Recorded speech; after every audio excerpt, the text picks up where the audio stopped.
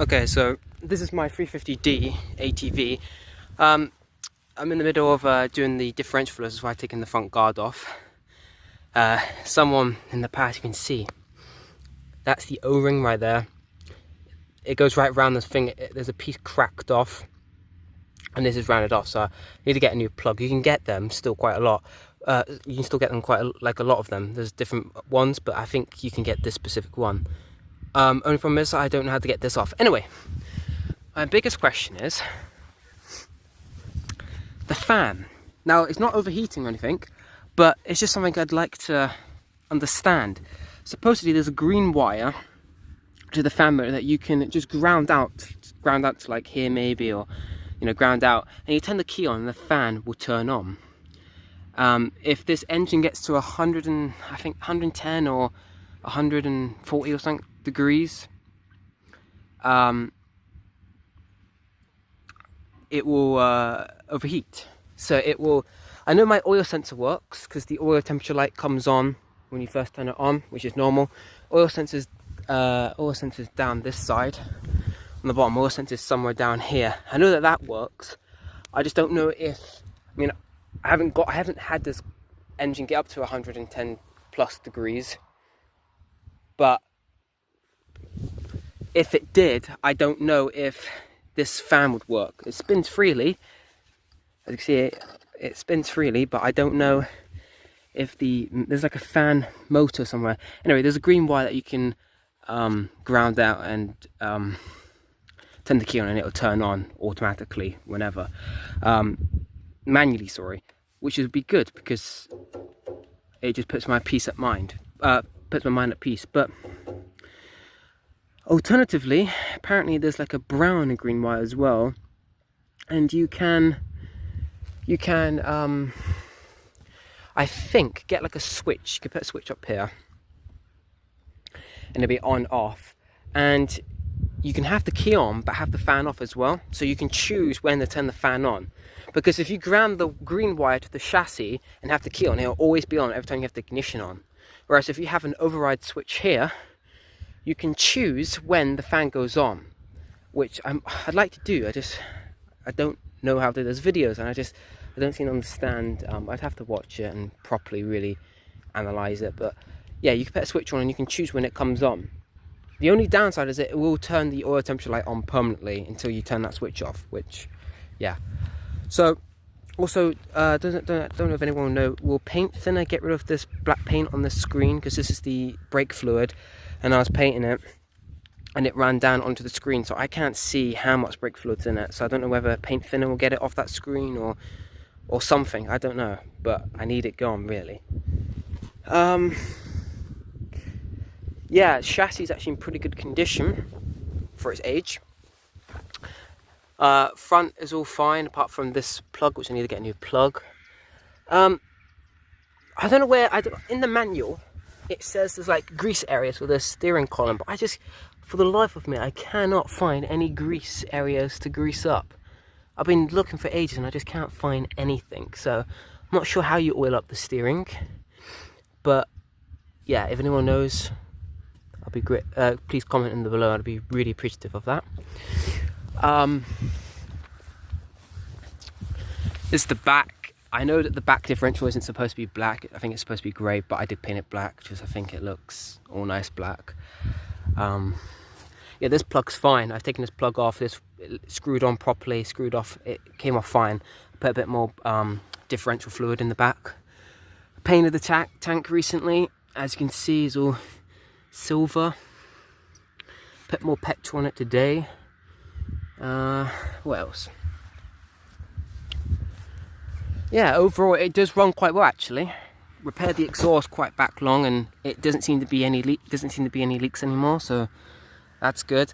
Carburetor's all tuned up and it doesn't pour fuel out of the breather pipe and waste pipe, so that's good as well.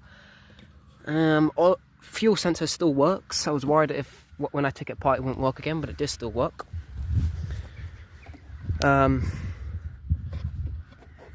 Battery, just have some batteries there, a couple of screwdrivers, fuses and some tools. Pressure gauge, but this one's broken because I accidentally dropped it on the floor, but I have got a spare one. Well, I don't know if it is broken, but it doesn't seem to read properly anymore. I'd like to get side plastics here. They're always missing on these, always. Your job to find one that actually has its original side plastics. I think it's because they just slot in these grooves and clip up here, or some clip up here, and then people just take them off and they always fall off. One on the other side as well. There should be one on the other side here. So I'd like to get some. You can buy them new, but they're very expensive, like £130 brand new to buy two. Maybe one day, but not now. Again, I'd like to get a rear rack, but I can't find them as well, without it being ridiculous money. What else? Front rack's alright. Got some T20 wheels on the front. I need to unload them. I just haven't done it yet. I'd like the lights to work as well one time. I mean, the front light, the spotlight works. I'll just turn that on. Spotlight works if I turn. Yeah, and that is low beam, and this is high beam. But yeah, turn it off. Front headlights don't work. Well, the bulbs work. Actually, I've tested the bulbs. They do work, but the wire's broken. And the back brake lights, well, they didn't work because, number one, as you see, the whole frame is just rotted. Like the whole back light metal piece has just rotted right off, because the wheels flick mud and stuff on it. In here is your fuel relay, I think. There's the regulator right there. Shock absorbers. Rear brakes if you want to use the foot brakes, or this is also the rear brake.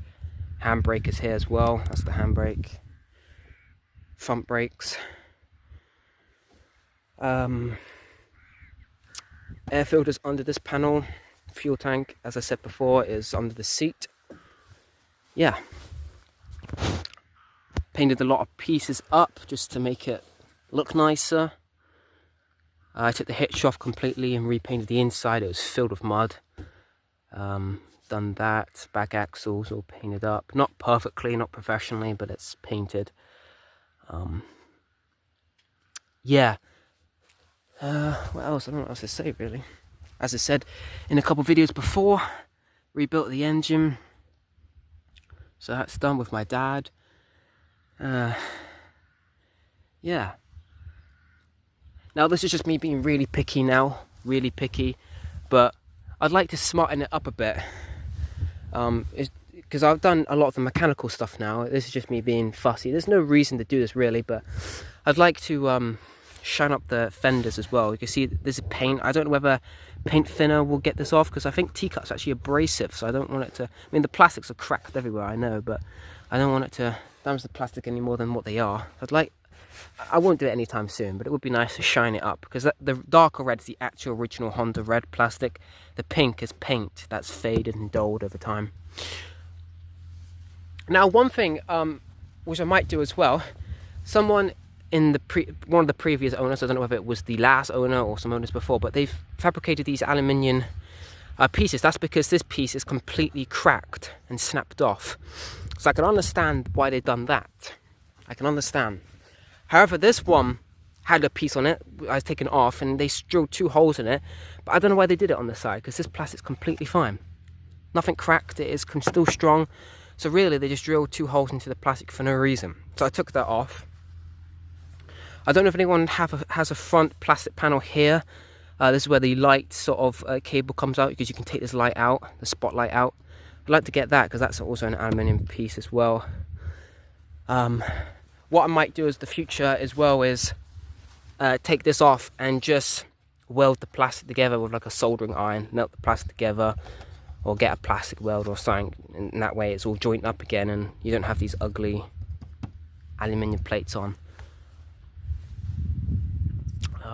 Yeah, choke works alright. Yeah, that's the start button to start it up. That's the kill switch. Oh, still got the ignition on. Drain the battery. Fuel, this is on reserve at the moment. I had it on reserve before because the fuel, before I put fuel in today, it was really low. But I don't see, you might as well just keep it on reserve, right? because it will pick up the bottom of the bottom bit of the fuel anyway. Fuel pump, I've unraveled this because this fuel pump's a bit dodgy. Sometimes he works, sometimes he doesn't. I think he is on his way out one time, sooner or later. So I've just checked the connectors to see if I can get a new pump one day. Not now, not anytime soon, but or when it basically dies, I'll get a new one. This is your valve decompressor. So when you're kick starting and it's got high compression, you flip that out there and it opens one of the valves. But every time you kick it and it doesn't start, this will close back in. You have to get open this. This is because of an oil leak. They apparently at the top of the engines they leak quite often when they get to a certain age. So that's why that's there. And also these tires are 24x9 11s, as you can see, 24x9 0011. These tires, I mean, there's nothing wrong with them. They got a good tread on them, but to me personally, a bit ugly. Just me personally. These tires don't look too bad to me. I mean, a lot of quad bike tires have these cubes and they really dig in the ground, like they till the ground up. They really do grip, these tires do. The little cubes. So I would either get 2 more like these tires on the front. I did see this exact same tire on eBay for £20. No, sorry, not eBay, Marketplace for £20, but it was ages away. But if it was local, I would have got one. I just need to find one more. Made by Duro. I'm not sure what these tires are called. But yeah, I'd like to get basically 4 equal size tires, so that way the differentials aren't fighting against each other when you go on the road with it. Not that I'm going on the road with it, but just in case one day you go on the road with it, the differentials aren't fighting each other. I don't know if they are or not, but they're the same size tires, both 24x29s, but that tire is just slightly shorter. That tire is taller, so I don't know if that does anything damage to the diffs or that's normal. I'm not sure, but have to do a bit of research into that. Seat comes off. It's a bit difficult with one hand, but seats came off. I did put a new breather pipe here because the old one was cracked. Yeah, there's the tank. Intake. Well, actually, these are the intake. The air goes through here, which then goes to the air filter, then comes down here into the carb. Pulse generator. Yeah. So I'll start it up now, and let's put the seat back on. I have to put the camera down for a minute.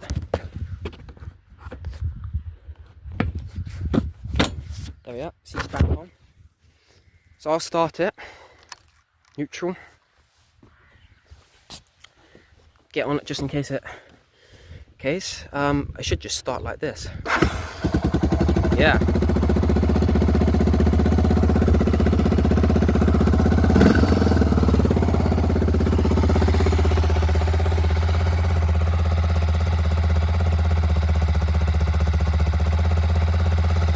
There it is.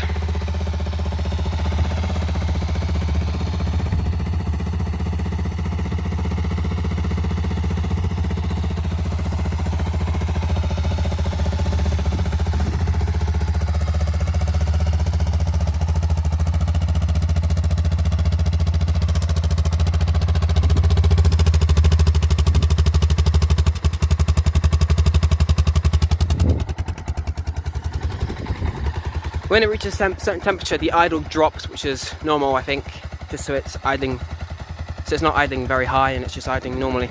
Quad bike engines idle, well, they got to fast RPMs. I don't know why they are high RPM. Any ATV engine are high RPM. I mean, in the manual, this is supposed to idle at 1400 RPM. If you're in high gear, so 5th gear, it can idle up to 6000 RPM. And then when you're in low gear, you can idle up to 5,500 RPM. But yeah.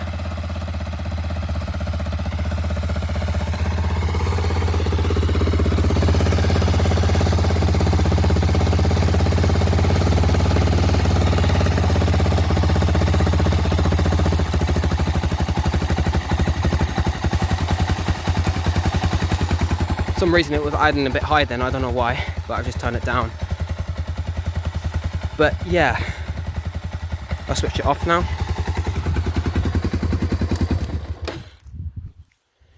But yeah, these can be good useful vehicles if you got work for them, which I haven't, but this is an older one, so they don't make them like these anymore in terms of quality. I'm not saying the new ones are bad.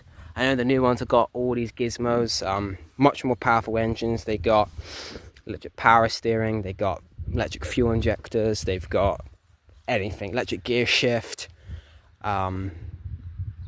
just anything really. Any electric gizmo you can think of, they've got. But these will, I mean, this one's gone on for 40 years almost. He's 37 years old. He turned 37 in June. He'll be 38 next year. So yeah, he is coming up to being 40 years, and if he's lasted this long, by just rebuilding the engine and looking after the frame, it'll last another 40 years, it should do. So it should really go on forever, really, if you look after it. Look after the engine, replace parts that needed, make sure the frame's alright and not rotted. The plastics will then never rot away, they just crack and dull more, but you can get the new you can get this model's brand new plastics, but expensive, like £300 or something like that. So yeah, so really, you can, if you look after them, they'll go on for a long time. And you can tell that this one was a bit rough, and he still is a bit cosmetically, but it was a bit rough when I got it. But yeah, there's a bit of play in the steering, as you can see, bushing or something like that. On the bottom, that's the steering column right there. You can see right up there, and then it turns all that round. This is a swing bar. The front one actually got cracked, and you can see someone's welded in the. I'll put a picture on the screen, but someone's welded the bottom of it.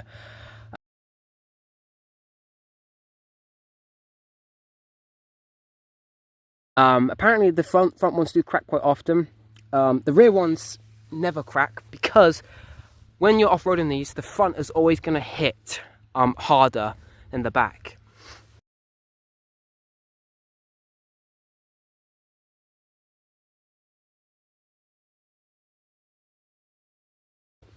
That's why the front differential is a lot bigger than the rear differential, and the front differential cover is bigger than the front differential cover is bigger than the rear differential cover. Yeah, but this one's completely fine. This one isn't cracked at all. The front one's still strong. Someone's welded it a long time ago. But yeah, they cracked it, and it happens fairly often if you ride them rough, especially in America, where these are mainly at. But yeah, yeah, like I said, you can do work with these. You can pull mowers. You can have a mower on the back, which will have an engine on itself, and you can mow. I mean, technically, realistically speaking, I mean, it'll take you ages, and it's not practical. A tractor will do it much better, but really, you could mow this whole field if you really wanted to, if you had a mower on the back of it. But like I said, it's not practical to do something like that because the field's too big, and you can just find something better to do it. But you can also do fertilizing with them. A lot of ATVs in the UK get used for sheep work. In America, I think they're really just for ranchers, and most people just use them to play with, really, in America, and drive them in water and mud and bury them. But in the UK, I think in the UK ATVs get used more for work than in America. I think America, like I said, are more for toys for people, and in the UK they're more for work. A lot of them are used for transportation around bigger farms. It's just a quick, small vehicle to get around, rather than getting in a car or a tractor, because tractors are quite slow, or older ones are anyway. But it's a bit like those older tractor balers, the early balers, where they have their own engine. So the tractor's just pulling the baler, but the baler will have its own the engine on the baler is powering the baler, but the tractor's obviously just transporting it. You can get mowers like that for these fertilizer spinners. I'm sure there's loads of other stuff, but yeah.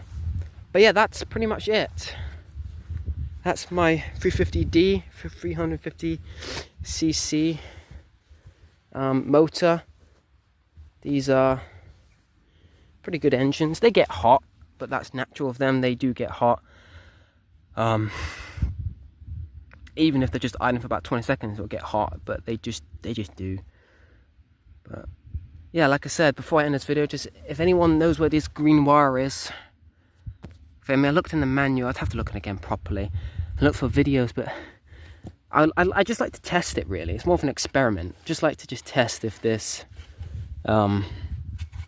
if this would work. It'd be cool if I could control the fan whenever I want to, and not wait until it reaches a certain temperature and it turns on by itself, if it ever does. There've been lots of reports that they never turn on, because obviously some people work these for ages. They'll get hot, real hot. Sometimes people can get them, not very often, but apparently they have to be red hot for them to, not literally red hot, but you know, red hot for them, for the fan to engage. But sometimes the fans never even engage, so you're damaging your engine and you don't know.